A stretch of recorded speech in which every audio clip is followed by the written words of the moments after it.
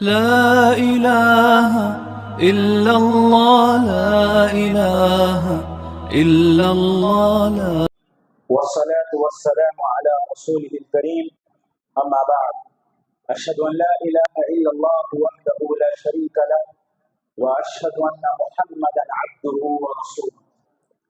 فإن خير الحديث كتاب الله، وخير الهدى هدى محمد صلى الله عليه وسلم، وشر الأمور محدثاتها، وكل محدثة بدعة، وكل بدعة ضلالة، وكل ضلالة في النار. فأعوذ بالله من الشيطان الرجيم. بسم الله الرحمن الرحيم. أطيعوا الله وأطيعوا الرسول ولا تبطلوا أعمالكم.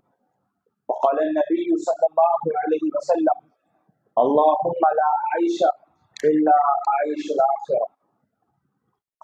تمام تعریفیں رب العالمین کی لائق اور زیبا ہے، جس کی خاطر ہم نے مغرب کی نماز ادا کی اور ایک دینی مجلس میں شریک ہوئے ہیں۔ سبحان اللہ و بحمدہ، سبحان اللہ العظیم۔ درود و سلام کی بے انتہا برسات ہو مومنوں کے دل کی دھڑکن امام کائنات محمد رسول اللہ صلی اللہ علیہ وسلم پر۔ اللہم صلی وسلم وبارک علی نبینا محمد وعلی آلہ واصحابہ اجمعین وسلم تسلیما کثیرا۔ قابل احترام بزرگوں، نوجوان دوستوں، جس بات کی آپ کو اطلاع دی گئی کہ آج کا ہمارا درس 5 بڑے گناہوں پر منحصر ہے۔ رب العالمین اپنے کلام قرآن مجید میں کہتا ہے: اطیعوا اللہ و اطیعوا الرسول، اللہ کی اطاعت کرو اور اس کے رسول کی اطاعت کرو، نافرمانیاں مت کرو، گناہ کے کام مت کرو، اللہ اور اس کے رسول کی اطاعت کرو۔ ولا تبطلوا اعمالکم، اور اپنے عملوں کو برباد مت کرو۔ اگر تم اللہ اور اس کے رسول کی اطاعت کرو گے، اللہ تعالیٰ تمہارے عمل کو قبول کرے گا، لیکن اگر تم اللہ اور اس کے رسول کی نافرمانیاں کرو گے، گناہ والے کام کرو گے، یاد رکھنا اللہ تعالیٰ تمہارے اعمال کو برباد کر دے گا۔ مجھ کو اور آپ کو دنیا میں بھیجا گیا اچھے عمل کرنے کے لیے۔ اللہ نے کہا: من عمل صالحا من ذکر او انثى فلنحيينه حیاة طیبہ۔ اللہ کہتا ہے جو مردوں میں سے اور عورتوں میں سے اچھے عمل کرے گا، اللہ تعالیٰ ان کو اچھی زندگی دے گا۔ اچھے عمل کرو گے، اچھی زندگی کا وعدہ ہے۔ برے عمل کرو گے، اللہ تمہارے اعمال کو برباد کر دے گا، تمہاری زندگی اور آخرت کو تنگ کر دے گا۔ تو معلوم یہ ہوا کہ میری اور آپ کی زندگی کا ایک مقصد اپنے آپ کو گناہوں کے دامن سے بچانا ہے۔ آج جہاں فتنوں کا دور ہے، معاشرے میں بہت ساری گناہ رائج ہے۔ ان گناہوں میں سے 10 عظیم گناہ جو آج ہمارے معاشرے میں ہیں، ان میں سے 5 بدترین برے گناہوں کا تذکرہ آج کے اس درس میں آپ کے سامنے کروں گا۔ اللہ تعالیٰ سے دعا ہے کہ اللہ تعالیٰ مجھے حق بات کہنے اور ہم تمام کو اس پر عمل کرنے کی توفیق عطا فرمائے، آمین۔ سب سے پہلا گناہ جو آج مسلم معاشروں میں پایا جاتا ہے، یہ ایک ایسا خطرناک گناہ ہے، در حقیقت یہ ایسی خطرناک بیماری ہے جس کے اندر مبتلا ہونے والا اللہ سے دور ہو جاتا ہے، اس کی رحمتوں سے دور ہو جاتا ہے، اور اللہ رب العالمین ایسے بندوں سے محبت نہیں کرتا۔ یہ اتنا سنگین اور بدترین جرم ہے جس کو سننے کے بعد ایمان والوں کے جسم کے رونگٹے کھڑے ہو جاتے ہیں اور وہ اللہ کے خوف سے رو پڑتے ہیں، اتنا بدترین جرم ہے۔ تو سب سے پہلا گناہ وہ، اللہ نے اپنے بندوں پر جو 5 وقت کی نماز فرض کی ہے، طاقت رکھنے کے باوجود بھی اگر کوئی بندہ ایک وقت کی بھی نماز چھوڑ دیتا ہے تو یہ بہت بڑا گناہ ہے، کبیرہ گناہ ہے۔ بڑے گناہوں میں سے کوئی معمولی یا چھوٹا گناہ نہیں ہے۔ اللہ نے جو 5 وقت کی نمازیں فرض کی، فجر، ظہر، عصر، مغرب، عشاء، طاقت رکھنے کے بعد بغیر کسی وجہ کے اگر کوئی مسلمان بندہ یا بندی نماز کو چھوڑ دیتا ہے تو وہ بہت بڑا گناہ کا مرتکب ہے۔ اللہ تعالیٰ قرآن مجید میں کہتا ہے: ان الصلاۃ کانت علی المؤمنین کتابا موقوتا۔ ہم نے ہر مسلمان مرد اور عورت پر وقت مقررہ پر 5 وقت کی نمازوں کو فرض کر دیا ہے۔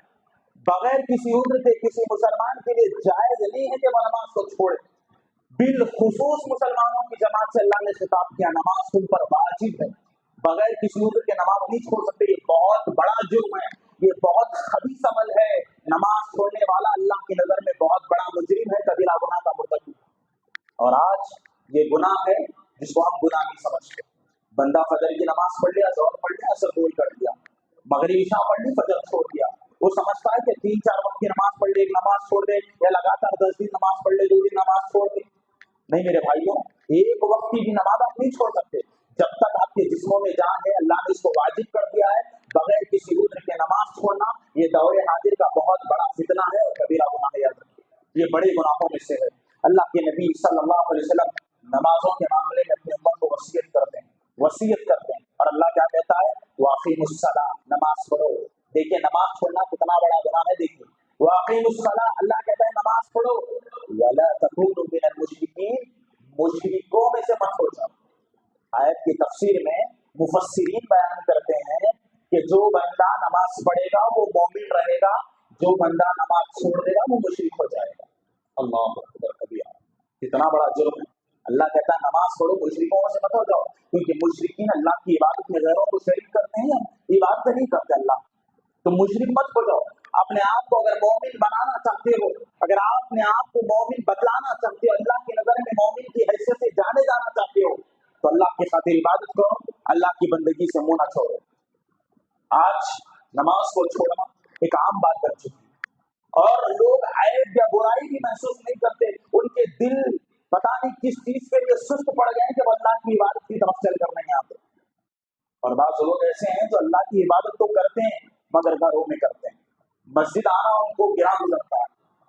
अल्लाह के नबी सल्लल्लाहु अलैहि वसल्लम फरमाते हैं, प्यारे नबी जिनको अल्लाह ताला ने रहमतुल लिल आलमीन बनाकर भेजा, कहा ऐ अब्दुर्रहमान, मेरा जी चाहता है कि मैं मुसल्ले पर तुमको खड़ा करूं और जाकर उन लोगों के घरों को आग लगा दूं जो घरों में नमाज पढ़ते हैं। अल्लाह ने जमात के साथ मस्जिद में इमाम के पीछे नमाज पढ़ना वाजिब करार दिया है और इसका छोड़ना बहुत बड़ा जुर्म है। क़यामत के दिन सबसे पहला सवाल जो बंदों से किया जाएगा, अल्लाह के नबी फरमाते हैं, अव्वलु मा युहासबु बिहिल अब्दु यौमल क़ियामति अस्सलाह, क़यामत के दिन बंदों से सबसे पहला सवाल नमाज का होगा। आगे अल्लाह के नबी फरमाते हैं, फ़इन सलुहत सलुहत साइरु अमली, अगर उसकी नमाज दुरुस्त होगी अल्लाह ताला सारे अमल को दुरुस्त कर देगा। वइन फसदत, अगर नमाज में खामियां होगी, फसदत साइरु अमली, अल्लाह ताला उससे सारे अमलों को बर्बाद कर देगा। पहला सवाल हश्र की जमीन पर नमाज का होगा, नमाज दुरुस्त होगी सारे अमल दुरुस्त होंगे, नमाज में खामियां होगी अल्लाह ताला तुम्हारे अमलों को बर्बाद कर देगा। रावी हदीस अली बिन अबी तालिब रज़ियल्लाहु तआला अन्हु फरमाते हैं, नबी सल्लल्लाहु अलैहि वसल्लम कहते हैं, प्यारे नबी ने फरमाया, मला अल्लाहु बुयूतहुम व कुबूरहुम नारा शगौलना अनिस सलातिल वुस्ता हत्ता गाबतिश शम्स। एक मर्तबा अल्लाह के नबी जंग खंदक के मौके पर कुफार से लड़ रहे थे, सहाबा की जमात मौजूद थी।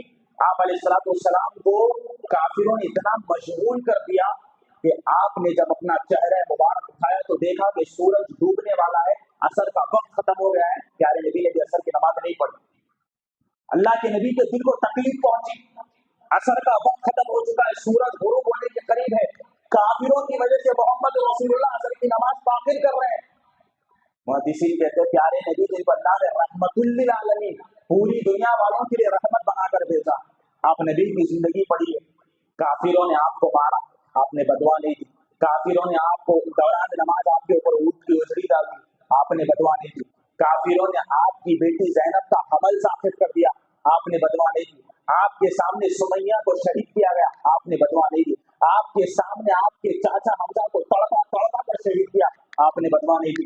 जिंदगी में रसूल को बहुत सताया गया, आले रसूल को बहुत सताया गया, लेकिन मुस्तफा ने कभी किसी को बदवा नहीं दी। लेकिन जब मामला जंग खंदक में सूरज गुरूब होने के वक्त था, काफिरों की वजह से आप नमाज नहीं पढ़ सके, आपने बदवा दे दी और कहा अल्लाह ताला इनके घरों को और इनके कब्रिस्तानों को जहन्नम की आग से भर दे। अल्लाह अकबर। अल्लाह के नबी ने बदवा दे दी, अल्लाह इनके पेटों को, इनके घरों को जहन्नम की आग से भर दे। इनकी वजह से मोहम्मद रसूलुल्लाह की नमाज नहीं हो सकती। इतना बड़ा जुर्म है कि अल्लाह के नबी सल्लल्लाहु अलैहि वसल्लम ने ऐसे शख्स को बदवा दे दी जिसने मोहम्मद रसूलुल्लाह की नमाज को तर्क करने पर मजबूर कर दिया। अजीज दोस्तों, समझने की जरूरत, नमाज का मामला कोई छोटा मोटा नहीं, ये बड़ा संगीन मसला है। अक़वालुल उलमा, इमाम अबू हनीफा रहमहुल्लाह कहते हैं जो जानबूझकर इस्तिताअत रखने के बावजूद भी एक वक्त की भी नमाज छोड़ देता है, युहबसु हत्ता यमूत, उसको कैद खाने में कैद कर दिया जाए यहाँ तक कि उसकी मौत ना आ जाए। अल्लाह अकबर। इमाम शाफई रहमहुल्लाह कहते हैं जो जानबूझकर नमाज छोड़ दे ऐसे मुजरिम को कत्ल कर दिया जाए। इमाम मालिक रहमहुल्लाह कहते हैं जानबूझकर नमाज छोड़ने वाले की नमाज जनाजा ना पढ़ी जाए। इमाम अहमद बिन हम्बल रहमहुल्लाह कहते हैं जो जानबूझकर नमाज छोड़ दे उसको मुसलमानों के कब्रिस्तान में न दफनाया जाए। शेखुल इस्लाम इब्न तैमिया रहमहुल्लाह कहते हैं जो जानबूझकर नमाज छोड़ दे वो काफिर है। लजना दाइमा सऊदी अरब की बहुत बड़ी कमेटी है, आप उनका फतवा पढ़िए और जितने मुहद्दिसीन दुनिया से गुजर चुके हैं सारों की किताबें उठाकर देखिए, सबका इस बात पर इत्तिफाक है नमाज छोड़ना इतना बड़ा गुनाह है कि अगर कोई बंदा जानबूझकर एक वक्त की भी नमाज छोड़ देता है तो वो काफिर हो जाता है। अल्लाह अकबर। एक आखिरी बात, अल्लाह के नबी सल्लल्लाहु अलैहि वसल्लम फरमाते लम युहाफ़ज़ अलैहा लम यकुन लहू नूरन व बुरहानन व हशर यौमल क़ियामती मा फ़िरऔन व हामान व उबय बिन खल्फ।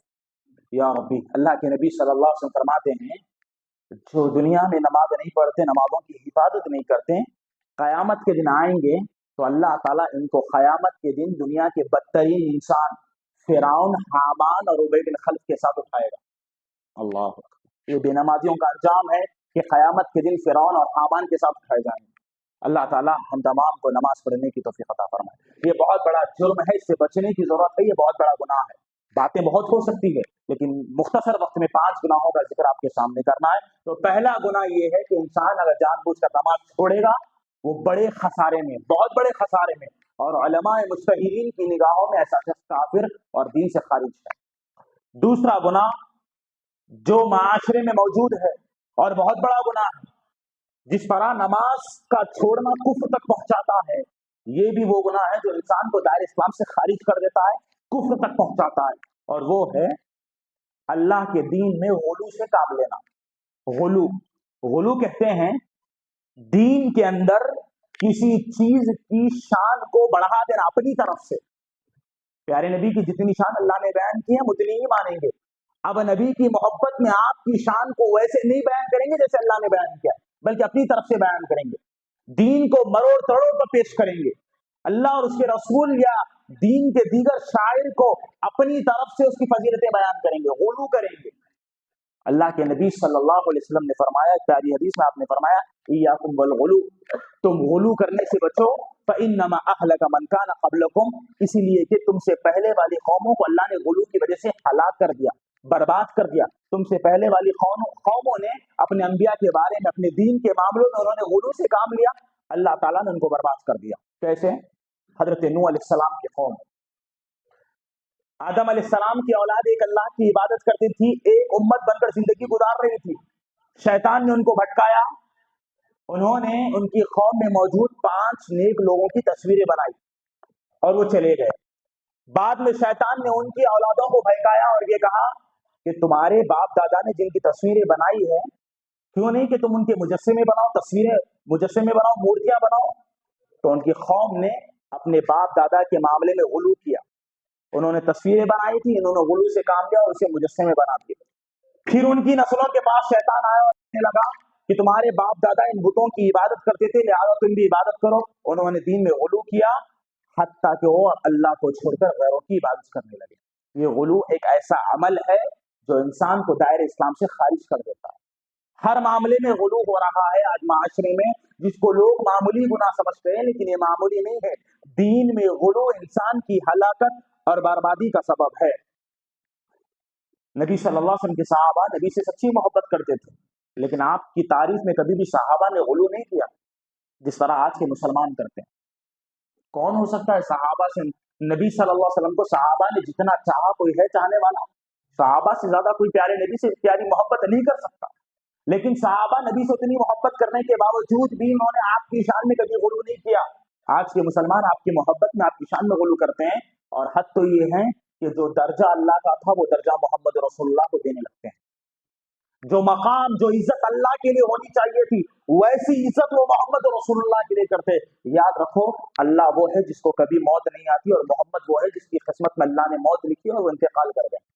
और अब आपकी शान में गुलू करते हुए ये कहना कि मुस्तफ़ा का इंतकाल नहीं हुआ है, आप बाहयात हैं, तो गोया कि उन्होंने अल्लाह की सिफत हाई मोहम्मद को देने की कोशिश की। अल्लाह को कभी मौत नहीं आती, तुम्हारा रब पहले से है, हमेशा रहेगा। अब इंसान है तो मरना जरूरी है, और अल्लाह ने कुरान में कहा कि ऐ मुस्तफ़ा, यकीनन सारे अंबिया को मौत आई है, आपको मौत आनी है, इन्नका मय्यितुन व इन्नहुम मय्यितून। लेकिन अब चाहने वाले आपकी शान में गुलू करते हैं, और गुलू से काम लेते हुए ये कहते हैं कि प्यारे नबी अब जिंदा है, और आपकी मोहब्बत में गुलू उनको यहां तक ले गई। अल्लाह अपने बारे में कहता है आलिमुल गैबि व शहादति हुवा रहमानुर रहीम, अल्लाह ताला गैब की बातें जानता है, उसके अलावा कोई गैब नहीं जानता। लेकिन मोहब्बत रसूल की आड़ में गुलू से काम लेने वालों ने कहा कि मोहम्मद रसूलुल्लाह गैब की बातें जानते हैं। ये गुलू है। जो मकाम, जो हैसियत, जो सिफात अल्लाह के थे, मोहब्बत रसूल में गुलू करके लोगों ने वो अल्लाह के नबी को दे दी। ये बहुत बड़ा जुर्म है दोस्तों, और लोग इसको नहीं समझते। अल्लाह ताला गुलू करने वालों से शदीद नफरत करता है और हद दर्जा नफरत करता है। गुलू करने का एक नुकसान ये है, अल्लाह ताला कुरान में कहता है व मिनन नासी मन यत्तखिदु मिन दूनिल्लाहि अंदादा, लोगों में बाज ऐसे हैं जो अल्लाह से जैसी मोहब्बत करते हैं वैसी ही मोहब्बत दूसरों से करते हैं। हम अपनी जान से ज्यादा अपने रब से मोहब्बत करते हैं, यकीनन होनी चाहिए। हर मोमिन अपनी जान से ज्यादा अपने अल्लाह से मोहब्बत करे। अब हम अल्लाह से जैसी मोहब्बत करते हैं वैसी मोहब्बत हम किसी और से नहीं कर सकते, नहीं कर सकते। क्यों? अगर हम लोगों के मोहब्बत में गुलू करेंगे और उनसे वैसी मोहब्बत करने लगेंगे तो ऐसी मोहब्बत हम अल्लाह के लिए करते हैं, तो फिर तुम्हारी बर्बादी का सामान। कल इंडिपेंडेंस डे है, हर एक को वतन से मोहब्बत होती, लेकिन ये मोहब्बत एक हद की होनी चाहिए। इस मोहब्बत में अगर गुलू आ जाए तो मामला ये है कि अल्लाह के नबी सल्लल्लाहु अलैहि वसल्लम ने कहा कि जब मुसलमान मर जाए तो उसको सफेद लिबास में कफनाया जाए। अब अगर मोहब्बत दीन की गालिब होगी तो वो सफेद कपड़े पहनाया जाएगा, लेकिन अगर किसी की मोहब्बत वतन के लिए इतनी शदीद हो गई कि उसका कफन तिरंगा बन जाए तो फिर इस्लाम की खिलाफ वर्जी है और ये गुलू है। तिरंगा कफन नहीं हो सकता, वो मुस्तफा की सुन्नत नहीं। आप वतन से मोहब्बत करिए यकीनन, लेकिन उसकी मोहब्बत में इतना गुलू मत कीजिए कि वतन की मोहब्बत दीन पर गालिब आ जाए। जो कफन नबी ने दिया है उस कफन को छोड़कर आप तिरंगा के कफन में मलबूस हो जाए, ये नहीं हो सकता। तो हर चीज की एक लिमिट होती है, लिमिट से बढ़ जाना वो गुलू कहलाता है। इस्लाम ने लिमिट्स रखी है, एक हद है, उस हद को पार करना गुलू है। और गुलू के दरवाजे जब खुलते हैं तो शैतान बंदों पर हावी हो जाता है, तो फिर उसका ठिकाना जहन्नम बन जाता है। एक आखिरी मिसाल, बंदे गुलू करते हैं। मैंने कहा कि अल्लाह से जैसी मोहब्बत होती है वैसी मोहब्बत आप किसी से नहीं कर सकते। घर में कोई दाखिल हो जाए, बड़ा आदमी आए या कोई रिश्तेदार आए, उम्र में आपसे बड़ा हो, आप ताजीम के लिए उसके लिए खड़े हो जाए, जायज नहीं है आपके लिए। आप किसी को झुककर सलाम करें, झुकना अल्लाह के लिए, लेकिन किसी की मोहब्बत में आपने इतना गुलू कर दिया कि आप उसकी मोहब्बत में झुक गए, आपने झुक के सलाम कर दिया, या उसकी ताजीम के लिए आप खड़े हो गए। स्कूल्स में टीचर्स आते हैं, लेक्चरर्स आते हैं, बच्चे खड़े हो जाते हैं, ये खड़ना जायज नहीं। क्यों? अल्लाह के नबी सल्लल्लाहु अलैहि वसल्लम फरमाते जो शख्स किसी की ताजीम के लिए खड़ा होता है फल्यतबव्वा मक़अदहु मिनन नार, तो अपना ठिकाना जहन्नम में बना ले। ये इज्जत सिर्फ अल्लाह के लिए, आपका झुकना, आपका अदब से खड़े होना, ये सिर्फ अल्लाह के लिए। यकीनन बड़ों का अदब होना चाहिए, लेकिन उसकी एक लिमिट होती है। आप किसी की इज्जत इतनी नहीं करेंगे कि उसकी मोहब्बत वैसे करे, उससे मोहब्बत जैसे आप अल्लाह से कर देते हैं, तो इतनी ताजीम नहीं होनी चाहिए। हर चीज का एक कायदा होता है, हर चीज की एक हद होती है, उस हद में रहकर हम काम करें। हुदूद से बाहर चले जाना ये मोमिन की अलामत नहीं होती। अल्लाह ने कहा वलहाफिज़ूना लिहुदूदिल्लाह, बंदे वो हैं जो अल्लाह की हुदूद की हिफाजत करते हैं। अजीज नौजवान दोस्तों, नमाज छोड़ना एक बहुत बड़ा जुर्म है, गुलू करना एक बहुत बड़ा जुर्म है।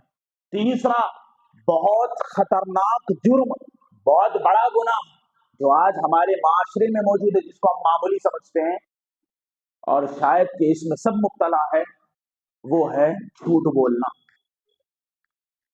किसी ने पूछा आपसे आप कहाँ हो, आप फला जगह थे, आपने कहा नहीं मैं दूसरी जगह हूं।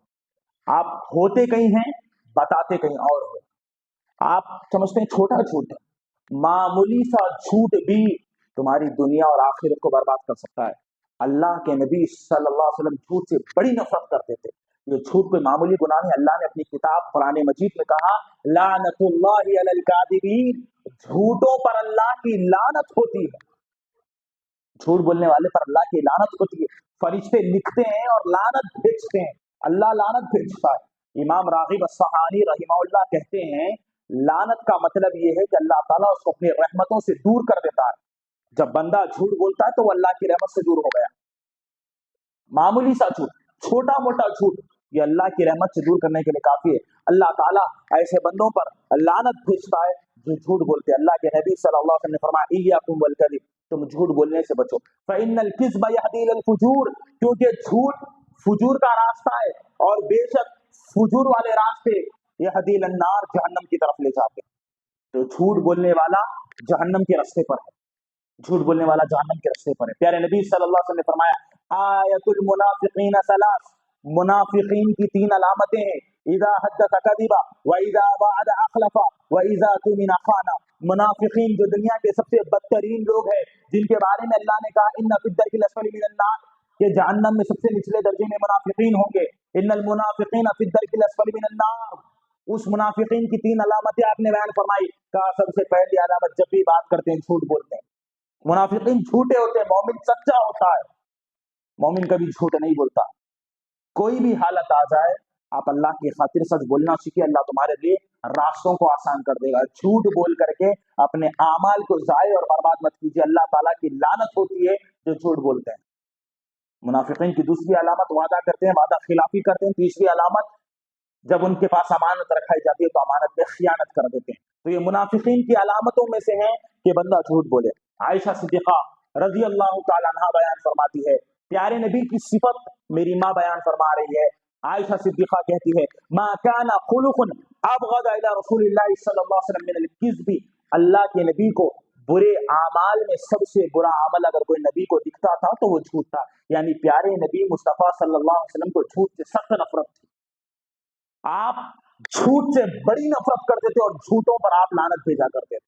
آپ صلی اللہ علیہ وسلم کو جھوٹ برداشت نہیں ہوتا تھا۔ حضرت عائشہ کہتی ہے کہ سارے عمل میں، برے عملوں میں اللہ کے نبی کو جھوٹ سے بڑی نفرت تھی۔ اور آج جھوٹ بولنا ایک ٹرینڈ بن چکا ہے، لوگوں کے سامنے جھوٹ بولنا آج ایک فیشن بن چکا ہے، اور حتیٰ یہ لوگ ہنسانے کے لیے جھوٹ بولتے ہیں۔ کوئی ہماری وجہ سے ہنسے، کسی کو ہنسانے کے لیے جھوٹے پروگرامز چلائے جائے، یا جھوٹا جوک بولا جائے، یا جھوٹی بات کہی جائے، یا جھوٹی گواہی دی جائے، جس کا تعلق جھوٹ سے مل جاتا ہے وہ چیز برباد ہو جاتی ہے۔ بارا بن عازب رضی اللہ تعالیٰ عنہ کہتے ہیں اللہ کے نبی نے فرمایا اللہ تعالیٰ اس شخص کو ویل نامی جہنم میں پھینک دیتا ہے جو لوگوں کو ہنسانے کے لیے جھوٹ بولتا ہے۔ کپل شرما شو اور بہت سارے ایسے شو ہیں جو لوگ دیکھتے ہیں اور سراسر جھوٹ ہے، لوگوں کو ہنسانے کے لیے جھوٹ بولا جاتا ہے۔ محفل میں بیٹھے آپ لوگوں کو ہنسانے کے لیے آپ نے جھوٹ بول دیا، یا کسی کے بارے میں جھوٹی بات کہہ دی، یہ چھوٹا موٹا جرم نہیں ہے۔ جھوٹ بولنے والے کے لیے جہنم کی دھمکی اللہ کے نبی صلی اللہ علیہ وسلم نے دی۔ یہ معاشرے کو برباد اور رشتوں کو ختم کرنے والا گناہ ہے، اور آج ہمیں سچ بولنے کی سخت ضرورت ہے۔ شاید کہ ہماری زندگی میں کوئی ایسا دن گزرا ہو کہ جس دن ہم نے جھوٹ نہ بولا ہو۔ ہمیں اللہ سے ڈرنا چاہیے۔ اللہ تعالیٰ نے انبیاء کی صفت بیان فرمائی، انبیاء سچے ہیں، اور ہم انبیاء کے وارثین ہیں، ہم انبیاء کی امتیوں میں سے ہیں، ہم اللہ کے مومن بندوں میں سے ہیں، لہذا ہمارا یہ شیوا اور ترہ امتیاز ہونا چاہیے کہ میں اور آپ سچ بولیں۔ کیا پریشانی ہے سچ بولنے، لیکن شیطان کے بہکاوے میں اور شیطان کے وسوسے میں شیطان ہمارے اوپر اتنا غالب ہے کہ ہم جانے انجانے میں جھوٹ بول دیتے ہیں، اور حد تو یہ ہے کہ جھوٹ بولنے کے بعد توبہ بھی نہیں کرتے، نہ بعد میں اس سچ کا خلاصہ کرتے ہیں۔ لہذا ضرورت اس بات کی ہے کہ جھوٹ کے دامن سے ہمیں اپنے آپ کو بچا کر رکھنا چاہیے۔ چوتھا برا گناہ، بدترین گناہ، اور ایسا گناہ جو انسان کے ایمان پر حملہ کرتا ہے، ایک ایسا گناہ جو انسان کے ایمان کو برباد کر دیتا ہے۔ یہ جتنے گناہ ہیں نا، یہ ایمان کو برباد کرنے والے گناہ ہیں، انسان مومن نہیں رہتا۔ اور یہ وہ گناہ جو انسان کے ایمان پر حملہ کرتا ہے، اس کے ایمان کو نیست اور نابود کر دیتا ہے۔ پیارے نبی صلی اللہ علیہ وسلم نے فرمایا من کان یؤمن باللہ والیوم الآخر فلیقل خیرا او لیصمت ومن کان یؤمن باللہ والیوم الآخر فلیکرم جارہ۔ چوتھا گناہ جو इंसान के ईमान को बर्बाद कर देता है और बहुत बड़े गुनाहों में से है, वो है मुसलमान का अपने पड़ोसी को तकलीफ देना।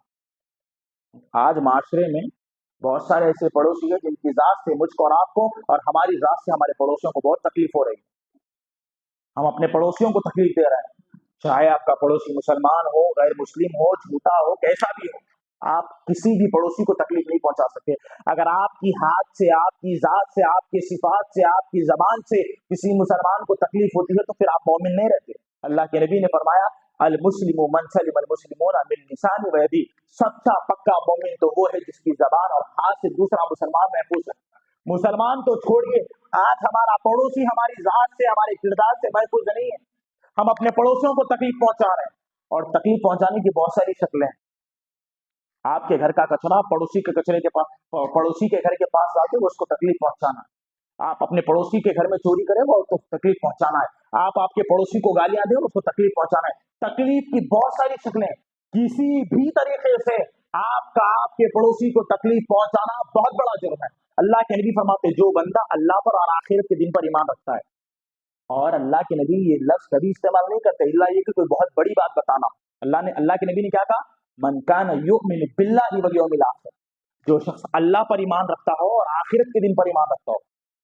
बहुत बड़ी बात है, अल्लाह पर ईमान, आखिरत के दिन पर ईमान है। ईमान के 6 अरकान में से 2 अहम रुकन है। जो बंदा अल्लाह पर ईमान रखता है और आखिरत के दिन पर ईमान रखता है, फल युक्रिम जारहू, तो ऐसे बंदे पर जरूरी है कि वो अपने पड़ोसियों की इज्जत करें। अगर आपके दिल में अल्लाह पर ईमान है, अगर आपका दिल इस बात पर यकीन करता है कि आखिरत का दिन होगा, आपको आखिरत पर ईमान पर यकीन है, तो फिर आपको चाहिए कि पड़ोसियों की इज्जत करें, क्योंकि पड़ोसियों की इज्जत वो लोग नहीं करते जो अल्लाह पर ईमान नहीं रखते, जो आखिरत के दिन पर ईमान नहीं रखते। अगर आप मोमिन हैं, अगर आप अल्लाह और उसके रसूल पर ईमान रखते हैं, तो आपको अपने पड़ोसियों के साथ हुस्न सलूक करना होगा। हर जगह आपका पड़ोसी मौजूद होगा, आपको उसके साथ हुस्न सलूक करना है। हर जगह पड़ोसियों के साथ इज्जत करने की इस्लाम ने तालीम दी और कहा कि पड़ोसी तुम्हारे मामलात में हक रखता है। वो हदीस मुझे याद आ रही है, प्यारे नबी सल्लल्लाहु अलैहि वसल्लम कहते हैं, मा ज़ाल जिब्रीलु यूसीनी बिल जार। हज़रत आयशा सिद्दीक़ा हदीस को रिवायत करती है, फरमाती है, प्यारे नबी ने कहा, एक मर्तबा अल्लाह के नबी इमाम कायनात है, कहते हैं अल्लाह के नबी मेरे पास जिब्राइल आए, यूसीनी बिल जार, और मुझे पड़ोसी के बारे में वसीयत करने लगे। अल्लाह के नबी से जिब्राइल कह रहे हैं अल्लाह के नबी पड़ोसियों की इज्जत कीजिए, पड़ोसियों को तकलीफ मत पहुंचाइए। जिब्राइल नबी को नसीहत कर रहे हैं। अल्लाह के नबी कहते हैं, माज़ाल जिब्रील यूसीनी बिल जार, जिब्रील इतनी वसीयत करने लगे पड़ोसी के बारे में, इतनी वसीयत करने लगे, हत्ता ज़नंतु सयुवर्रिसु, मुझे डर हुआ कि कहीं जिब्राइल ये ना बोल दे कि अल्लाह के नबी तुम्हारे मरने के बाद तुम्हारा पड़ोसी तुम्हारे माल का वारिस बन जाएगा। अल्लाह अकबर, कितनी बड़ी बात है। माल का वारिस कौन होता है? बाप के मरने के बाद बाप का माल बेटे का होता है। लेकिन अल्लाह के नबी कहते हैं, जिब्राइल ने मुझे इतनी वसीयत की पड़ोसी के बारे में, मुझे डर लगा कहीं जिब्राइल ये ना बोल दे कि अल्लाह के नबी आपके मरने के बाद आपके माल के वारिस तुम्हारे पड़ोसी भी होंगे। पड़ोसियों का इतना ख्याल करना है। अल्लाह पर और आखिर पर ईमान रखने वाले कभी अपने पड़ोसियों को तकलीफ नहीं देते, और जिसने अपने पड़ोसी को तकलीफ दी वो बहुत बड़े खसारे में। हदीस सुनिए, प्यारे नबी सल्लल्लाहु अलैहि वसल्लम फरमाते, वल्लाहि ला युमिन, वल्लाहि ला युमिन, वल्लाहि ला युमिन, क़ीला वमन या रसूलल्लाह सल्लल्लाहु अलैहि वसल्लम, क़ाला अल्लज़ी ला यअमन बवाक़िक़हु।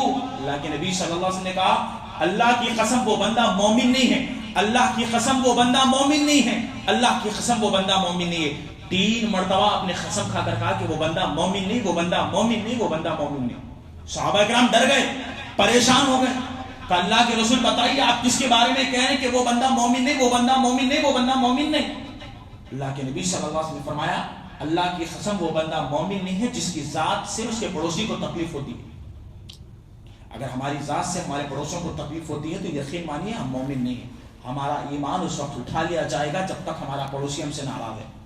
जब तक हमारा पड़ोसी हमसे नाराज रहेगा, हमारी उससे बात नहीं होगी, तब तक आप मोमिन नहीं रहेंगे और आपका अमल अल्लाह कबूल नहीं करेगा। बहुत बड़ा मसला है, बहुत बड़ा गुनाह है। आप अपने घर में मौजूद हैं, अच्छा खाना खा रहे हैं, कभी पूछो पड़ोसियों से कि उनके घर में क्या पका है। आप अपने बच्चों को अच्छे दवाखानों में, अच्छे स्कूल में पढ़ाते हो, कभी पूछो बाहर आपका पड़ोसी भी बीमार होगा, उसको पैसों की जरूरत, आपका हक है भाई وہ آپ کا پڑوسی ہے. پڑوسی اللہ کی نعمت ہے. اللہ نے ایک رشتہ دیا ہے پڑوسیوں کا. یہ آپ کے درمیان رہتے ہیں, آپ کے گھر کے محافظ ہیں, آپ کے بچوں کے محافظ ہیں. پڑوسیوں کا اسلام میں بڑا حق ہے. مجھ کو اور آپ کو ان کے حقوق کو ادا کرنا چاہیے.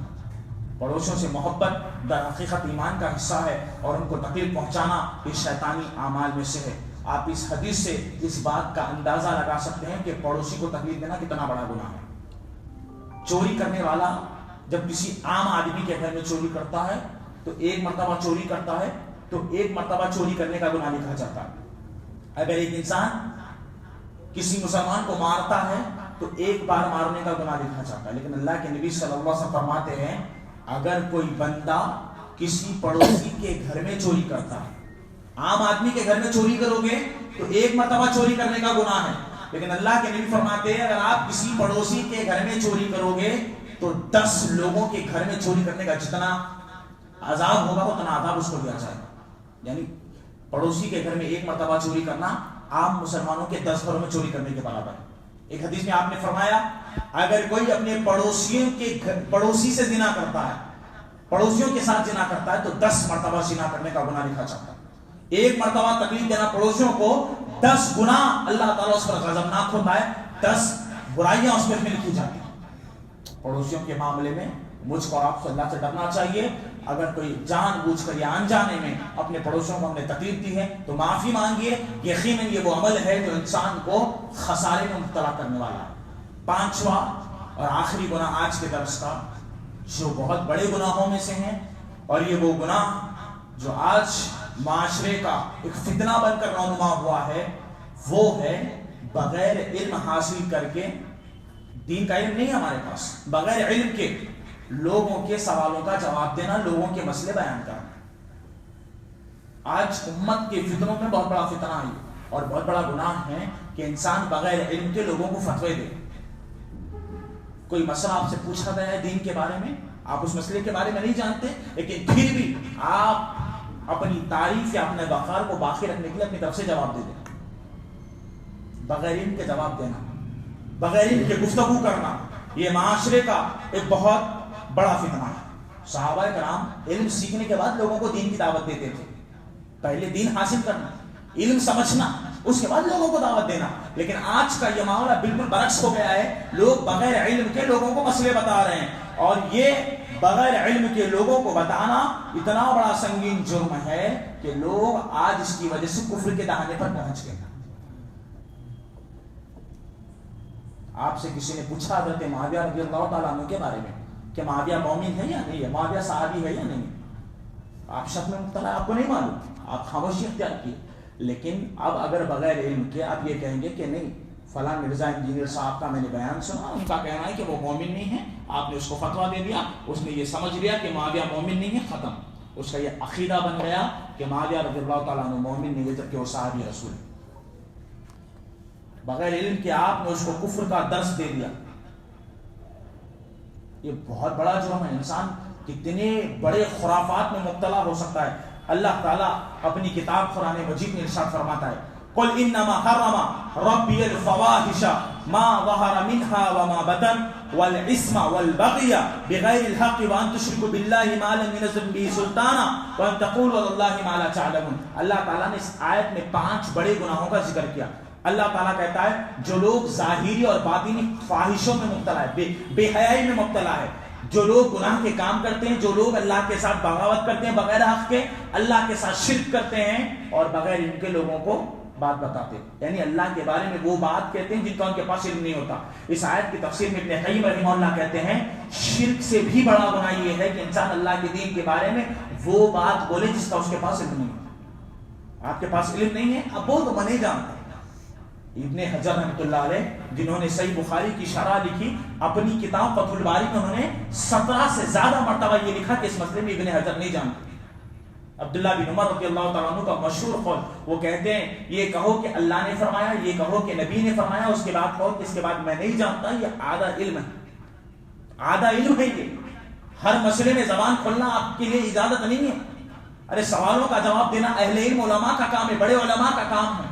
ہمارا کام ہے علم حاصل کرنا. بغیر علم کے ہم لوگوں کو مسئلے نہیں بتا سکتے.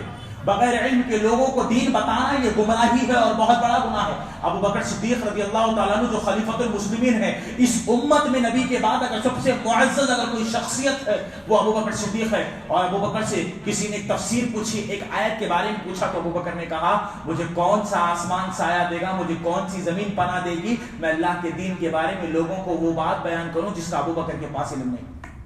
آپ کے پاس علم نہیں ہے، آپ خاموش رہیے، لیکن لوگوں کو بغیر علم کے جواب دیں گے، لوگوں کو بغیر علم کی کسی کی طرف رہنمائی کریں گے تو یقیناً یہ بہت بڑا خسارہ ہے اور بہت بڑا جرم ہے۔ امام شافعی رحمہ اللہ کہتے ہیں توہین العلم ھذا، علم کی توہین یہ ہے کہ بغیر علم کے لوگوں کو جواب دینا، بغیر علم کے لوگوں کو جواب دینا یہ علم کی توہین ہے۔ امام مالک رحمہ اللہ جو وقت کے بہت بڑے عالم دین ہیں، ان سے کسی نے ٹرپل طلاق، 3 طلاق کے مسئلے کے بارے میں امام مالک سے پوچھا۔ امام مالک نے کہا لا ادری، میں نہیں جانتا۔ لوگوں نے کہا آپ اس صدی کے بہت بڑے عالم امام مالک ہو اور آپ نہیں جانتے؟ کہا میں اللہ کے دین کے بارے میں وہ بات کیسے بیان کروں جس کا میرے پاس علم نہیں؟ اگر میں بغیر علم کے تم کو جواب دے دوں تو قیامت کے دن اللہ امام مالک کو جہنم میں گھسیٹے گا۔ انبیاء صحابہ ڈرتے تھے اس بات سے کہ ان سے ان کی زبان سے کوئی ایسے الفاظ نہ نکل جائے جو اللہ کے نبی نے نہیں بیان فرمائے۔ نبی کی صحبت میں زیادہ، ایک بہت بڑا نقطہ ہے یہ، نبی کی صحبت میں زیادہ رہنے والے کون؟ ابو بکر صدیق رضی اللہ تعالیٰ۔ لیکن حدیثیں روایت کرنے میں آپ کا نام بالکل کم ہے، بڑی مشکل سے 14 یا 15 روایتیں جن کو ابو بکر نے روایت کی۔ پوری زندگی نبی کے ساتھ رہنے والے، نبوت سے پہلے، نبوت کے بعد، آپ کی وفات تک ابو بکر آپ کے ساتھ تھے، لیکن حدیثوں میں روایت کرنے میں آپ کا نام بالکل کم آتا ہے۔ 14 حدیثیں آپ نے روایت کی، کیوں؟ کیونکہ ابو بکر صدیق رضی اللہ تعالیٰ عنہ کو ہمیشہ اس بات کا ڈر لگا رہتا تھا میں مصطفیٰ سے سنوں لیکن میری زبان سے کہیں وہ لفظ نہ نکل جائے جو مصطفیٰ نے نہیں بیان کیا، میں ڈرتا ہوں اللہ سے۔